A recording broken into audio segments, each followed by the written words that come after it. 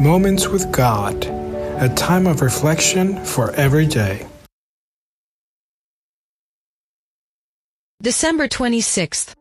Selfish heart.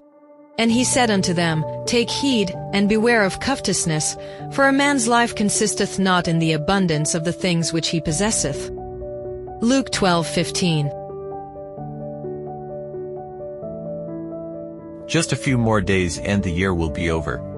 The holiday has passed with its countless stories, and those of us still alive return to our usual routines, work. Others go on end-of-year trips, and we simply live as if life will never slip through our fingers, wanting everything for ourselves, without thinking of others. We recall a story. One day a man went to Jesus and said, Teacher, tell my brother to divide the inheritance with me. This man felt wronged by his brother and thought Jesus could solve the problem, but the Lord's response was, No one appointed me as a judge. The reality was that there were laws and judges who could resolve land disputes, but Jesus had a more important mission than settling inheritance issues. He was to preach the gospel, to lead people's hearts toward God's salvation. And so he added, Beware of greed. The laws of Israel stipulated that, in matters of inheritance, the eldest son should receive a double portion. The younger brother disagreed with this. He had been unable to persuade the judges to grant him what he requested.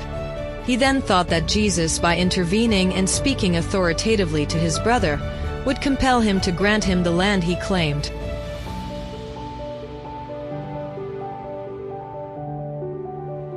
This man didn't care about faith. He wasn't a religious convert. He didn't follow Jesus. But he thought that if Jesus gave him what he wanted, then he could benefit from being his follower. He had a vested interest in what he would gain by going with Jesus, but the Lord said that he was not the judge of these things. Like Simon Magus, many Christians do not care about spiritual truths, but seek, in faith, means of worldly gain, and there, the heart encounters a harsh reality, because the gospel of God is salvation, and not material riches. In the midst of the instruction Christ had given, this man had revealed his selfish disposition. He could appreciate the Lord's power, which would work for his temporal benefit, but spiritual truths had not penetrated his mind and heart. Both the man in the story and his brother were selfish. Nothing can be done for someone who doesn't want spiritual gifts. That's why the work of a Christian isn't to resolve conflicts about material things, but spiritual ones. It's about presenting the gospel in its full truth, so that the selfishness of the heart may be dethroned when people are drawn to the beauty of Jesus. People chase after money, but they disregard eternal things. Beware, for materialism can be your downfall. Amen.